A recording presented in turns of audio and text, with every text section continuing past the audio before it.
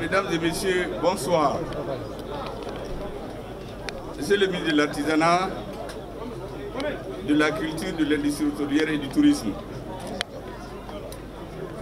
Monsieur le ministre des Affaires étrangères et de la Coopération internationale, vous avez vu aujourd'hui il est déguisé, moi j'ai même pas eu le reconnaître.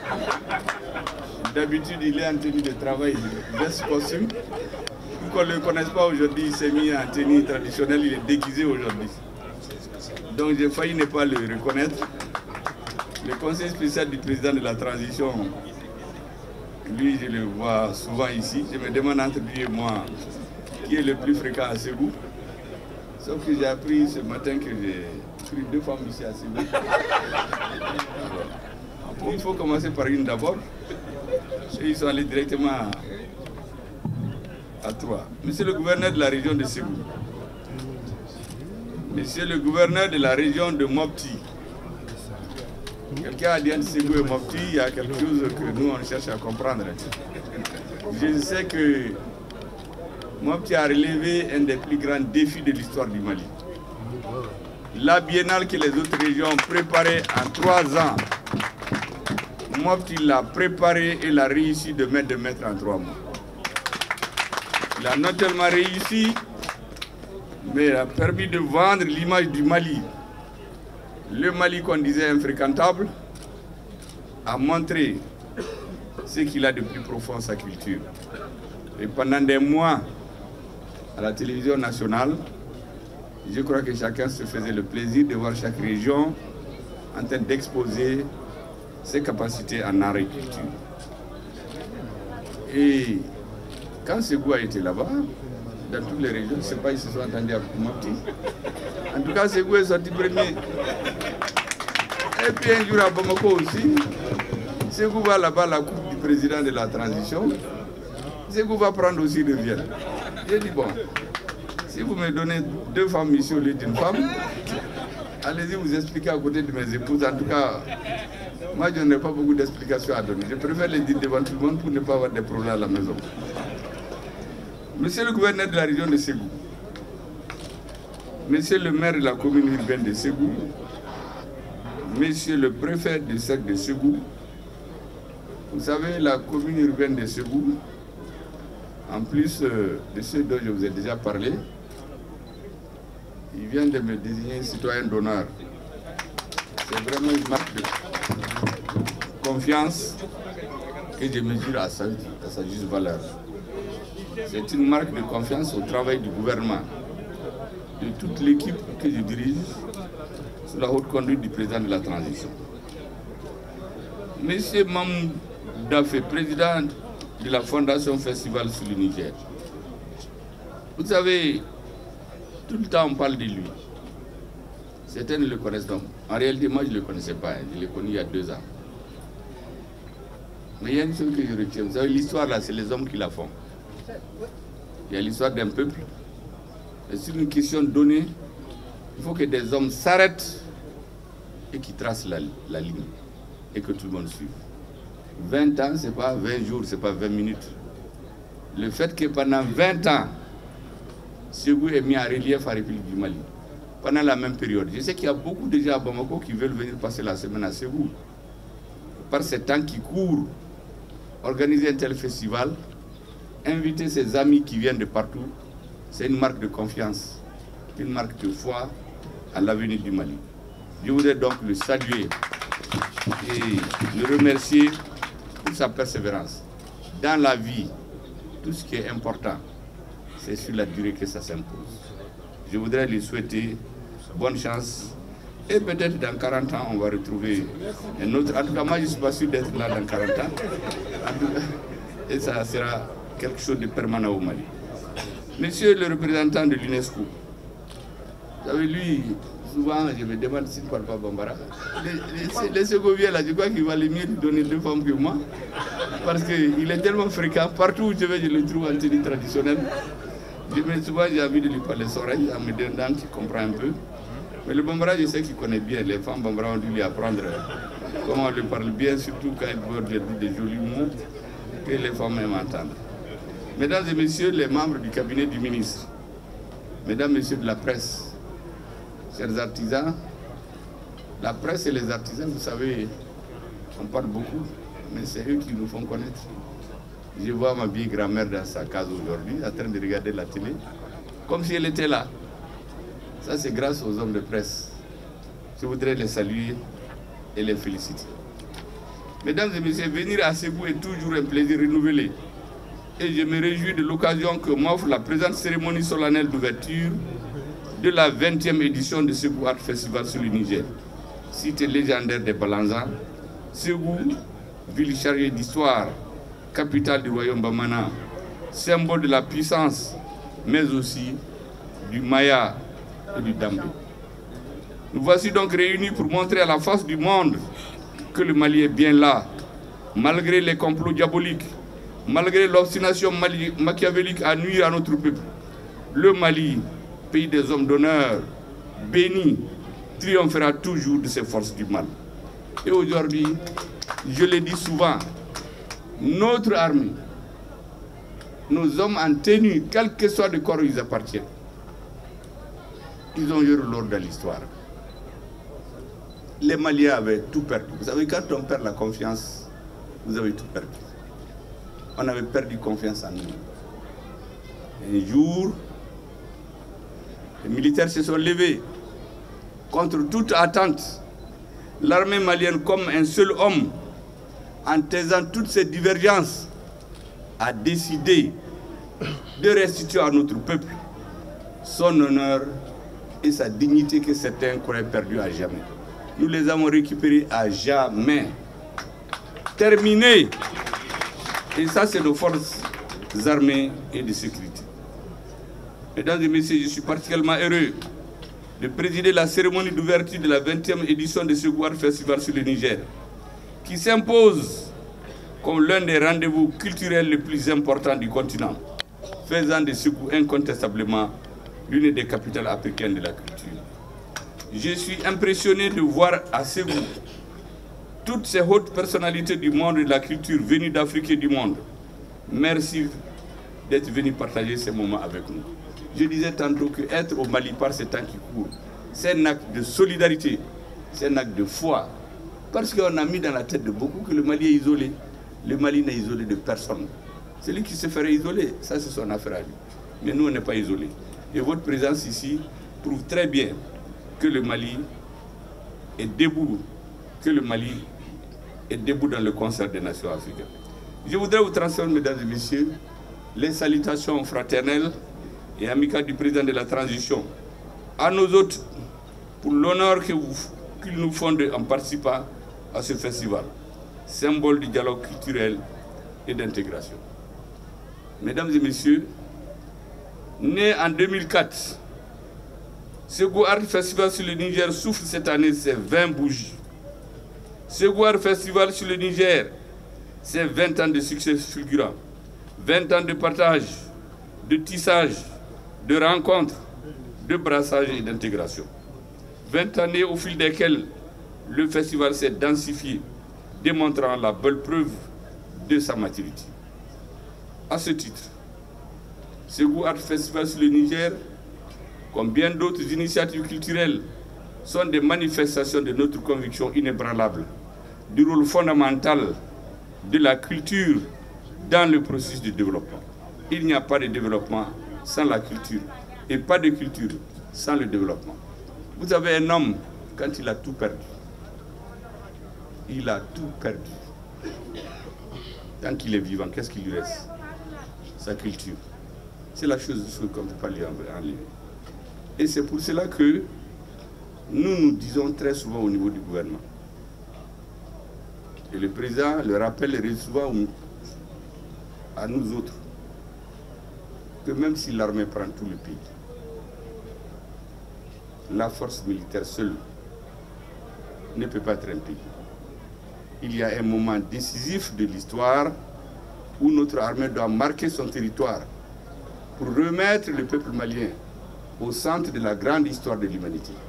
Mais après ça, son rôle, c'est de continuer à renforcer cette sécurité.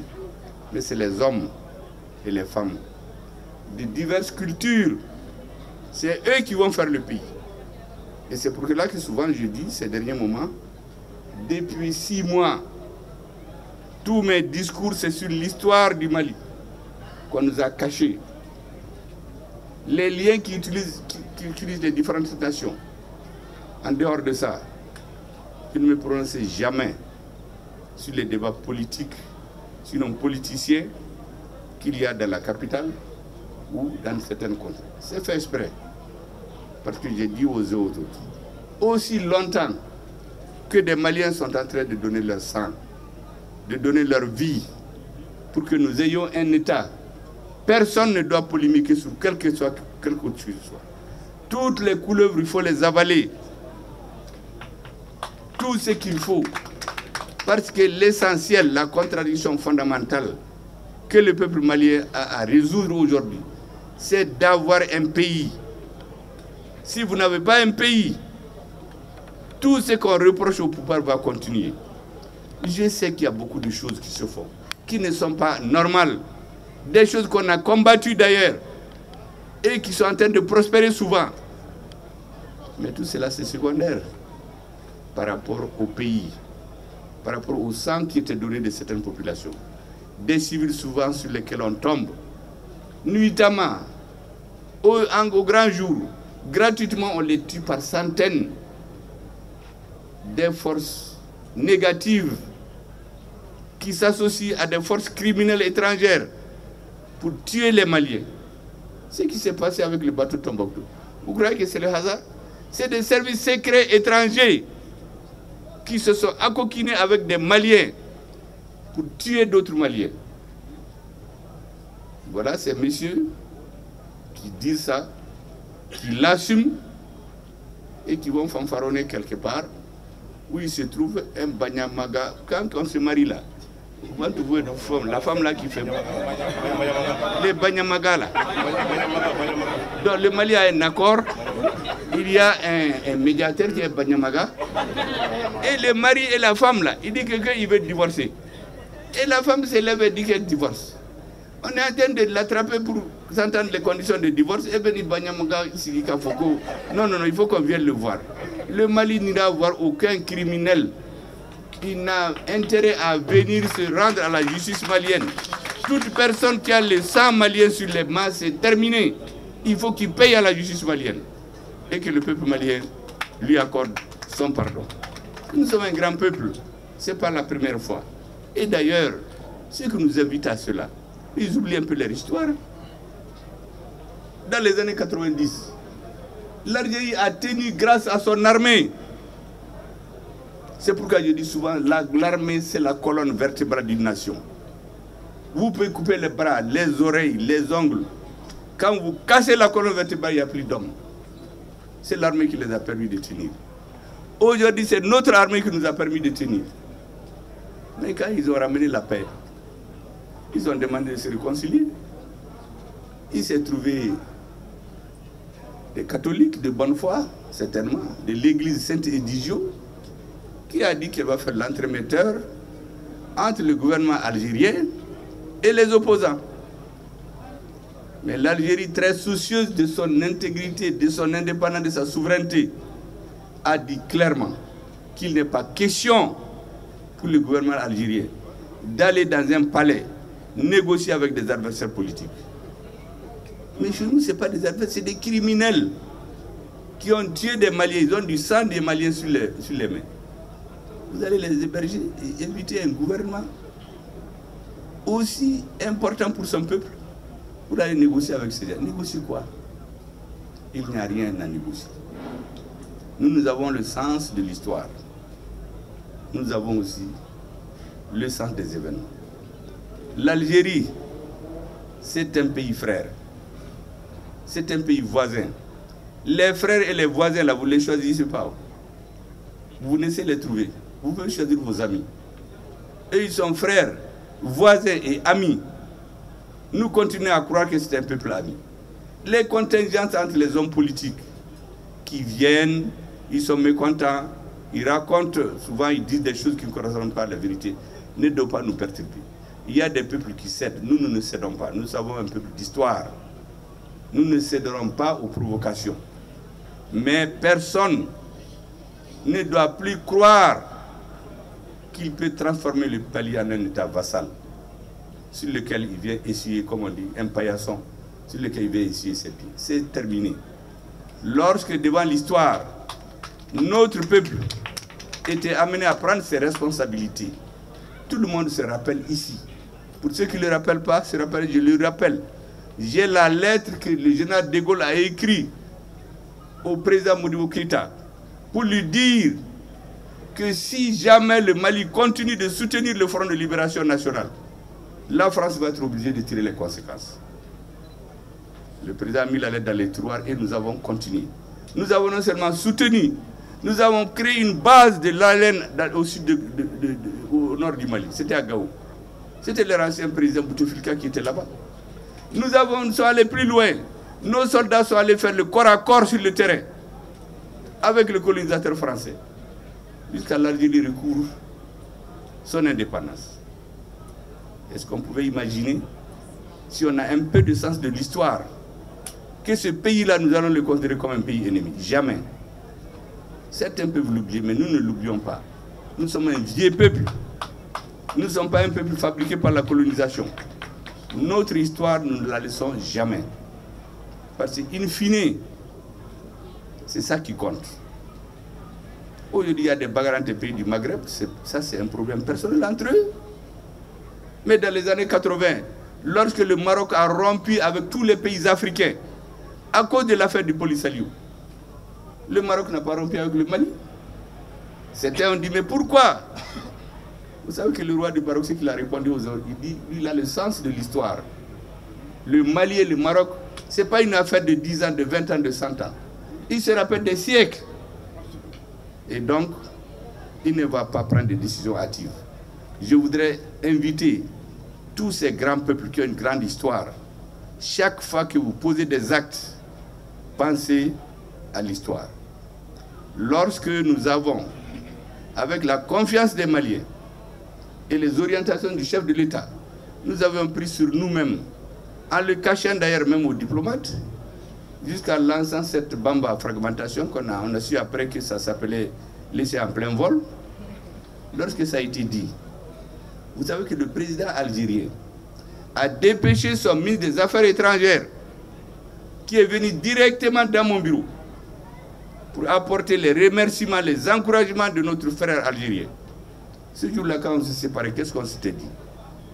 L'Afrique, c'est le berceau de l'humanité. C'est ici que l'homme est né. Le colonialisme, nous allons l'enterrer ici, en Afrique. Ce sera le tombeau.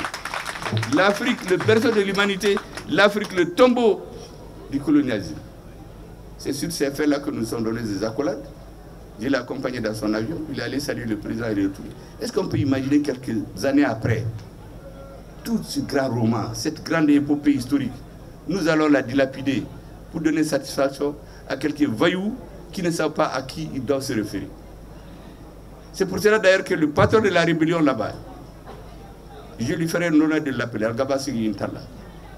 En 1958, quand le colonisateur a voulu diviser le Soudan pour faire plusieurs pays, c'est son grand-père, Attaher Ag-Eli, qui a dit aux colonisateurs, accompagné de 9 chefs de tribus qui l'ont pris comme porte-parole, vous nous avez colonisés ensemble, laissez-nous ensemble. Notre avenir, c'est au sud. Toutes nos oueds coulent vers le sud. C'est comme ça que notre pays n'a pas été divisé. Ce jour-là, s'il avait fait ce jeu, le pays allait être divisé. Et c'est son petit frère qui se promène aujourd'hui. On l'amène dans les services secrets, on lui donne du café, on l'amène dans les hôtels, je ne sais pas ce qu'on lui donne. En tout cas, il sort avec des gens, ils font des communications dans lesquelles personne ne comprend. Ce qui est regrettable, c'est que des États sérieux les écoutent. Je comprends que dans les États, il y a l'instrumentalisation, on utilise déjà, mais le Mali, les Maliens du Nord doivent déjà comprendre. On les a trop utilisés, trop de fois. Toutes les rébellions du Mali, c'est de l'instrumentalisation que certains pays font d'eux en fonction de leur agenda.